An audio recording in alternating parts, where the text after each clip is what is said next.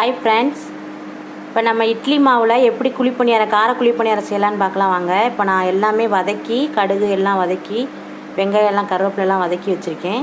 இப்போ நான் கல் காய வச்சுருக்கேன். எண்ணெய் ஊற்றிக்கிடலாம்.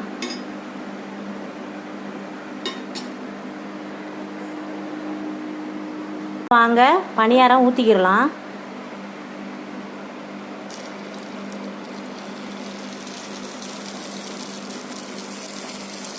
இட்லி மாவு ஃப்ரெண்ட்ஸ், அதில் நான் வெங்காயம் கடுகு எல்லாம் வதக்கி போட்டு இப்போ நான் பணியாரம் ஊற்றிக்கிட்டு இருக்கேன். Evening snacks.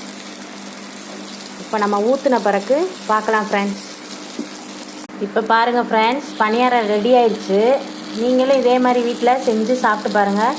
இதுக்கு தொட்டு சாப்பிட நான் சாம்பார் வச்சுருக்கேன். எடுத்துகிட்டு பார்க்கலாம் ஃப்ரெண்ட்ஸ். பணியாரம் ரெடி ஆயிடுச்சு.